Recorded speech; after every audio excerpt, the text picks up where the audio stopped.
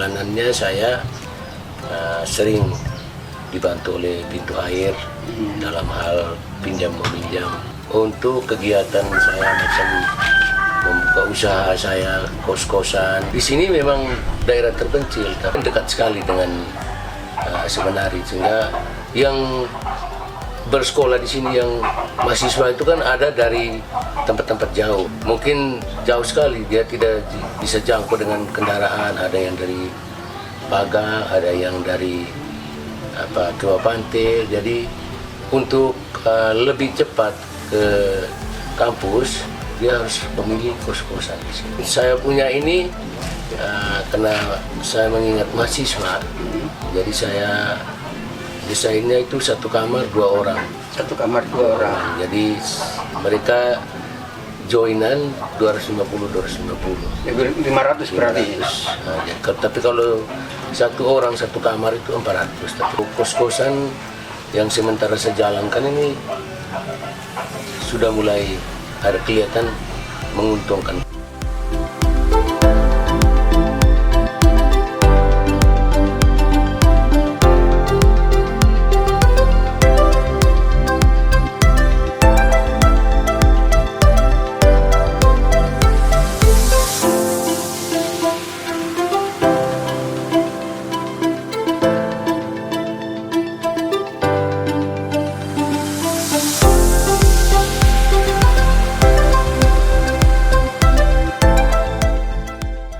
Sahabat terkasih, hari ini kami berkunjung di sebuah pedesaan yang sangat amat asri. Sekarang ini Bapak menjadi wakil rakyat. Sebagai wakil rakyat biasanya disuruh oleh rakyat untuk menyejahterakan lewat gerakan koperasi. Selamat pagi Ibu, Bapak. Selamat pagi, apa kabar? Selamat pagi, baik. Sehat selalu.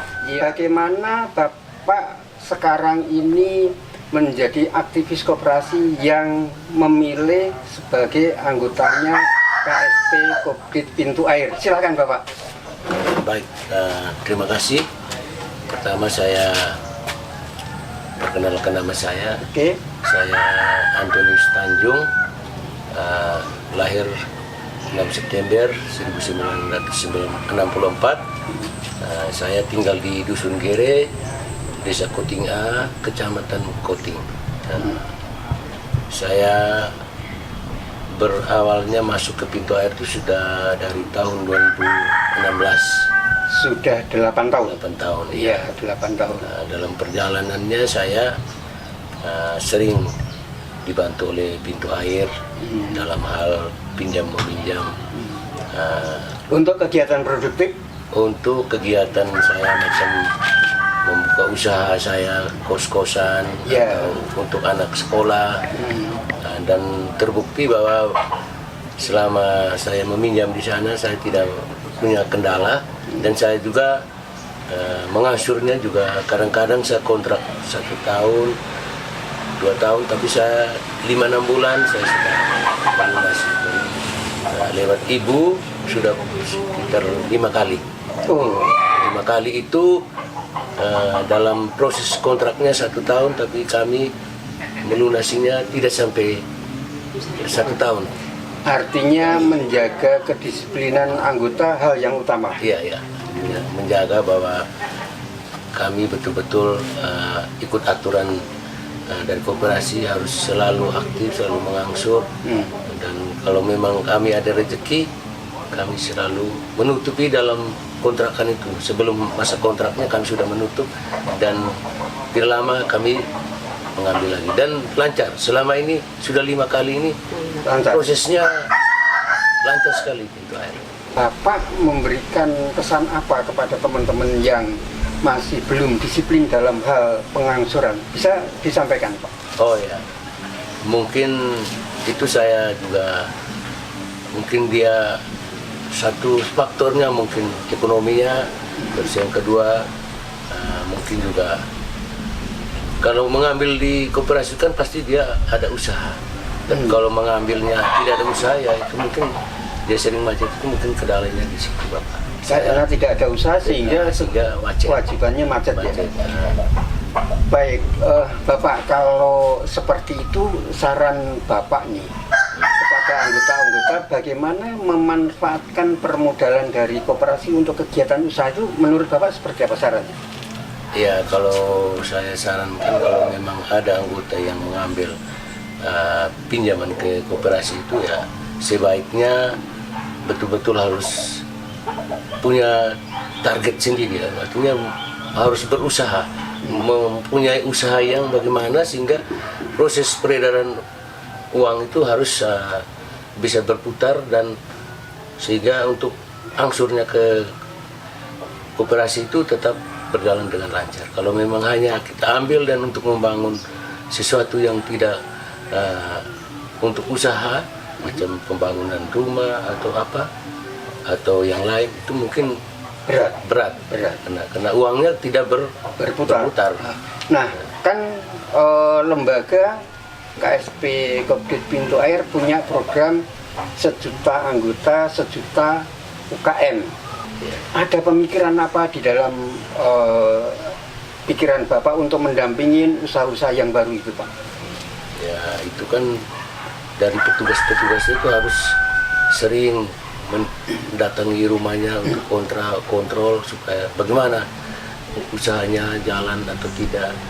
Tapi kalau memang tidak ada kontrol dan peminjamnya juga tidak berusaha, ya itulah salah satu membuat usahanya macet itu dan angsurnya macet itu mungkin salah satu faktor itu. Oke, Pak. Tetapi kan lembaga sendiri harus punya divisi pendampingan. Iya. Itu artinya diperlukan tenaga terampil dalam pendampingan. Di Pintu Air itu sudah punya divisi pendampingan atau belum? Kalau misalnya belum, apa yang Bapak sarankan? Kalau belum ada ya mungkin juga seperti Bapak katakan tadi harus punya divisi untuk pendampingan itu ya mungkin ditingkatkan lagi sehingga betul-betul terarah betul orang yang meminjam itu. Ya, karena ilmu pendampingan yang terkait dengan kegiatan usaha Ya. kan pasti dibutuhkan ilmu tentang ekonomi dan pengembangannya. Ya. Nah, untuk itu Bapak bisa menyarankan kepada lembaga seperti apa misalnya untuk mempunyai unit pendampingan khususnya untuk UKM supaya juga nanti perkembangannya menjadi lebih baik. Itu tergantung dari Pintu Air kalau memang dia harus membuat banyak pendampingnya sehingga yang meminjamnya juga betul-betul dia memanfaatkan uang pinjamannya itu atau mungkin juga harus betul-betul terarah apa dalam pinjamnya itu untuk apa sehingga dalam usahanya itu betul-betul terarah ke usaha yang produktif ya.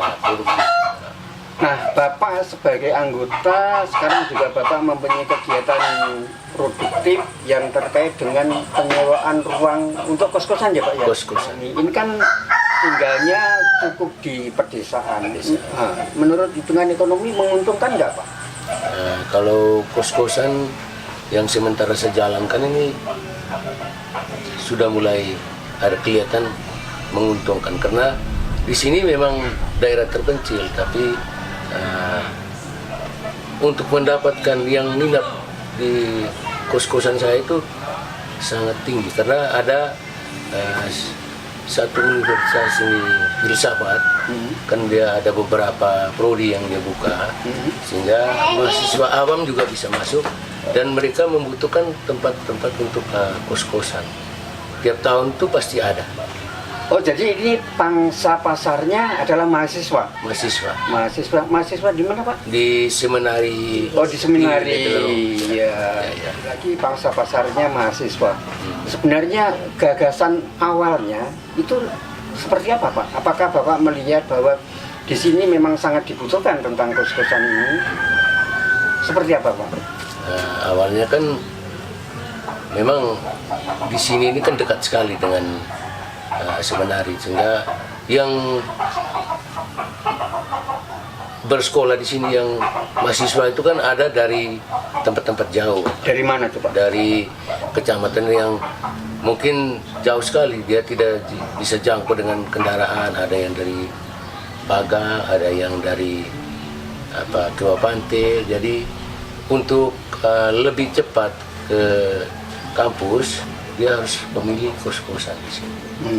Iya, iya. Potensinya seberapa besar Pak untuk kos-kosan di sini? Penghasilan Iya. ya kan saya punya ini karena saya mengingat mahasiswa, jadi saya desainnya itu 1 kamar 2 orang. 1 kamar 2 orang. Jadi mereka joinan 250. 500 berarti. 500. Nah, tapi kalau 1 orang 1 kamar itu 400. Tapi kalau join 2 orang berarti 500. Bapak sekarang sudah berapa puluh kamar sekarang yang diusahakan? 12 kamar sementara. Sementara 12 kamar. Kalau artinya besok saya kembali lagi sini sudah 20 kamar, Mudah-mudahan. jadi 30 kamar. Itu ya. Mudah-mudahan Bapak. Ya, ya. Itu yang terkait dengan usaha Bapak. Ya, ya. Apa yang Bapak inginkan duduk di legislatif ini Pak? Yang saya ingin pertama itu karena kami di Kecamatan Kopi ini sudah sekitar 15 tahun tidak ada perwakilan rakyat. Oh, belum pernah ada perwakilan? Ya, sudah 3 periode. Oh, oke. Terus jadi semua pembangunan apa semua kan tidak ada yang mewakili karena usul saran dari masyarakat. Saya sekarang maju itu betul-betul mau membawa aspirasi masyarakat ke sana. Kalau memang sudah dilantik, sudah duduk di sana, nanti kami akan berusaha. Saya akan berusaha bagaimanapun saya harus membawa aspirasi masyarakat. Apakah pilihan itu juga karena Bapak menjadi sebelumnya kan sebagai PNS. ASN di Sekda? Sekda, ya. Apakah karena pengalaman di Sekda itu otomatis mengerti tentang kebutuhan rakyat? Karena itu kan wakil dari Bupati kan, di lapangan kan? Ya, ya. Apakah karena itu Bapak sehingga memilih terjun dalam dunia politik Pak? Ya, itu juga salah satu faktor juga itu mungkin. Karena dari beberapa kali tidak itu sehingga mungkin urusan masyarakat itu tidak sampai ke sana. Makanya dengan ini saya juga berusaha untuk membawa mereka punya usul saran, aspirasi mereka. Menurut Bapak yang paling utama yang dirasakan oleh dapil Bapak itu hal apa yang harus menjadi perjuangan utama Pak di dapil, setidaknya di dapil? Oh, di dapil saya. Iya. Ya, yang pertama itu mungkin kesehatan. Kedua, air. Terus itu mungkin juga pendidikan. Terus mungkin juga dalam benak saya mungkin bisa karena pendidikan sudah banyak sarjana yang masih nganggur. Jadi saya berusaha mungkin juga dengan latihan ke PLK itu mungkin saya bisa bahkan ke sana melalui dana-dana koper itu. Ibu sebagai anggota koperasi, mana nanti yang akan Ibu pilih mendampingin Bapak yang secara seremonial akan menghabiskan waktu, ataukah akan menjadi aktivis koperasi yang sebenarnya? Silakan Ibu. Terima kasih ini kesempatan diberikan. Ini dua-duanya seharusnya Pak. Dua-duanya ya? Iya. Artinya Ibu juga akan nanti mempromosikan koperasi sesuai dengan aktivitas Bapak yang akan mewakili di lembaga legislatif itu. Ibu akan menjadi provokator di sana untuk koperasi. Iya, kalau nanti sudah dilantik, nanti ketemu dengan ibu-ibu, nanti ibu bisa sarankan lagi supaya mereka lain bisa masuk pintu air. Iya, nanti supaya tugasnya Pak Vincent untuk mempromosikan diambil alih oleh Ibu ya Pak Vincent ya. Ya ini kan kalau orang yang ada di dunia politik kalau tidak pandai-pandai range hati nurani masyarakat kan akan repot. Jadi Pak Vincent akan berkurang Pak tugasnya untuk mempromosikan lewat Bapak sebagai anggota DPRD Sika kan? Lalu lewat Ibu yang akan selalu mendampingin tugas-tugas Bapak di legislatif, mendampingi saja, nggak boleh ngambil alih Bu. Nanti kalau mengambil alih repot, Bapaknya terus harus pindah partai kan nggak boleh ya? Nah itu kan repotnya di situ. Nah Bapak Ibu mempunyai pesan terhadap warga masyarakat bagaimana supaya juga menjadi anggota koperasi. Silakan. Ibu. Bapak Ibu. Oh ya nanti kita setelah dilantik saya akan turun ke masyarakat, tempat-tempat yang memilih saya, mungkin juga bisa bertambah. Jadi saya juga akan mempromosikan kita harus berkooperasi.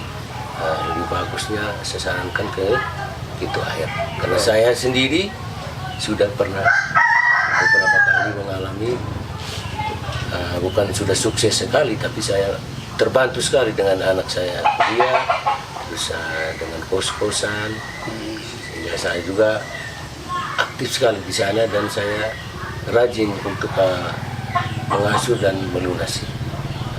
Ibu silakan.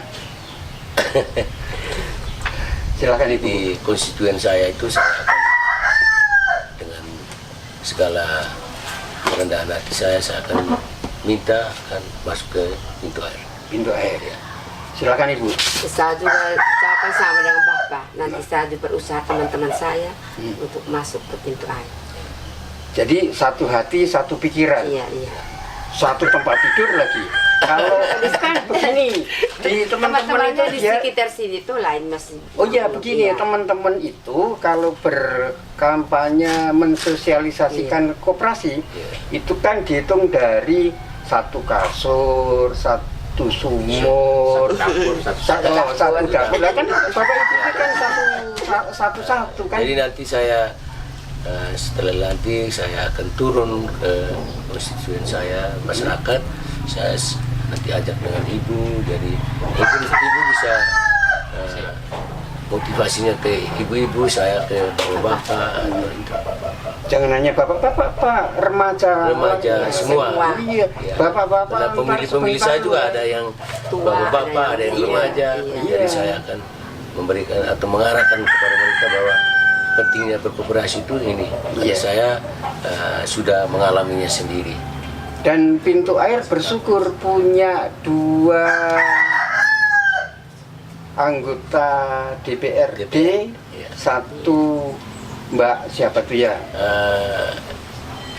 Adik saudari saya Irvin. Oh, Mbak Irvin, putranya Pak Ketua. Pak Ketua sendiri. Iya, putranya Pak Ketua sendiri. Artinya pintu air mempunyai personal yang sangat potensial untuk menjadi provokator, merebut hati masyarakat menjadi anggota koperasi. Terima kasih Bapak. Ya, Sukses selalu. terima kasih. Sukses selalu Ibu. Terima kasih.